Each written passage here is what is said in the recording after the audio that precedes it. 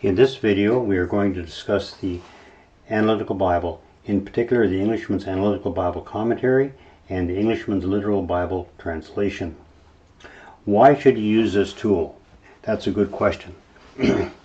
First of all, let's load the New Testament desktop. There are a lot of canned desktops, and we have two canned desktops for the Analytical Bible.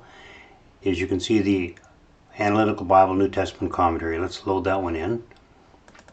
Double click on it, and you can see the Analytical Bible on the left, or commentary on the left, and the Literal Englishman's on the right. What we have done is released the Analytical Bible with all the Strong's numbers in it, complete, exhaustive, alright, and all the parsing information for that particular word. Noun, nominative, singular, neuter. Everything you need to understand the scriptures. We have provided a complete commentary on the left, alright, which has all the Greek words, and then the English translation, the Strong's numbers, and all the parsing information. If you want to look up the parsing information, you just float your cursor over it. Indeclinable, proper noun. This is more than enough to provide you to judge any translation, and you should use this tool to judge, first of all, the translation that we have made, because we are not perfect. Every word supplied by the translators is in italics. Now let's just turn off the footnotes, and you can see the word that is the word the and the and the and the. Just a few examples. Absolutely every word that is used in the translation that the editor has supplied that is not in the Greek and the Hebrew is in italics. The Strong's numbers, let's turn these numbers on, are totally exhaustive. Even the word the is included. And let's see, the sun, if you take a look at that, you get tabs, alright, and we're going to explain exactly what each one of those tabs and each one of those commentaries mean a little later on.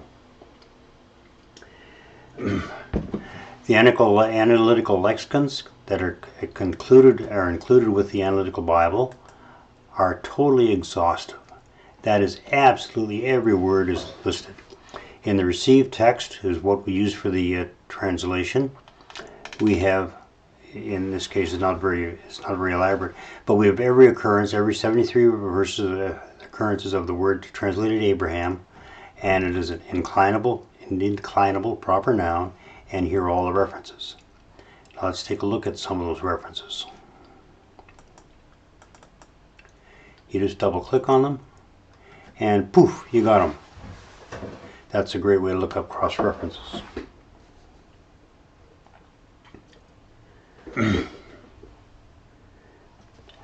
The literal translation varies from the Analytical Bible, Analytical Commentary, only in word order, punctuation, and capitalization. Otherwise, it is exactly identical.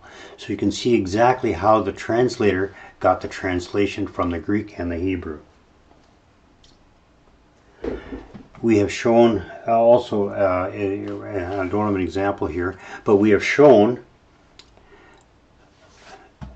as a dash a double pronoun to indicate emphasis.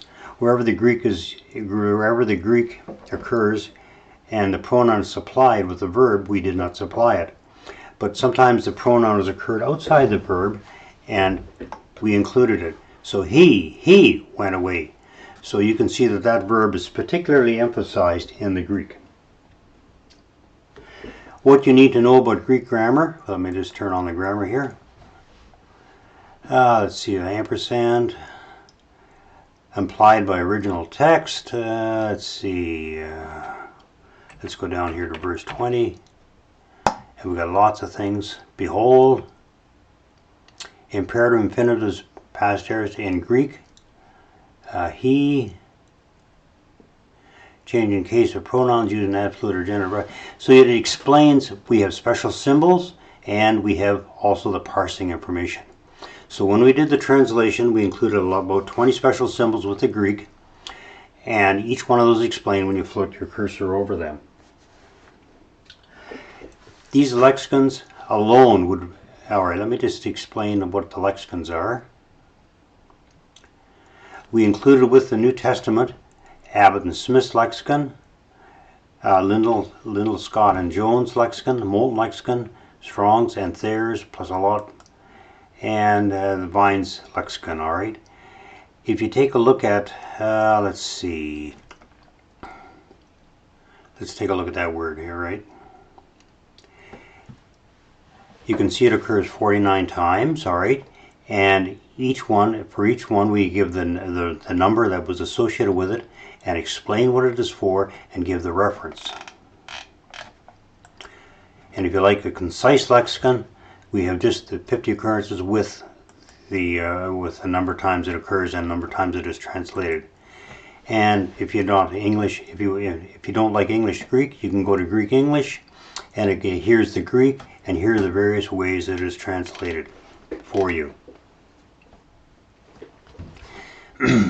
So you can see with the analytical commentary and Bible, you get 3 lexicons. You get an exhaustive English Greek, an exhaustive concise lexicon, and an exhaustive Greek English. Now let's go to the Old Testament and we'll show you some of the features of that particular translation. We load in the desktop, load in the Old Testament commentary. You can see the format is the same. We have the Hebrew down the left, whoops, and the English and the Strong's numbers, which are totally exhaustive, and all the parsing information. Sometimes you have grammar information. It comes from Jusinius's grammar. It was done in the early 1800s. And let's see, aspiration of tense, he explains it. This is a lot easier than looking it up in a book, alright? And if you want to look up those references, bang, you can look up those references, bang, very, very simply. So you have not only in the beginning, you have Strong's numbers, you've got grammar information, you've got parsing information, parsing information plus grammar information in the Old Testament. That gives you a brief, let's see. There are 3 lexicons also included with the Old Testament. The English Hebrew, the concise lexicon, and the English lexicon. We spent about 7 months sorting out the Brown Driver Briggs lexicon. It is one of the most commonly used lexicons for the Old Testament. And the Germans have a perverse sense of humor, and they do not arrange things in alphabetical order. So we sorted the whole thing out by alphabetical order and assigned it to Strong's number so you can look it up.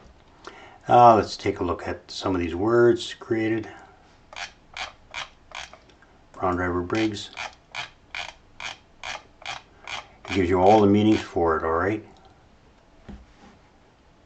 Here's a word, here's a preposition over.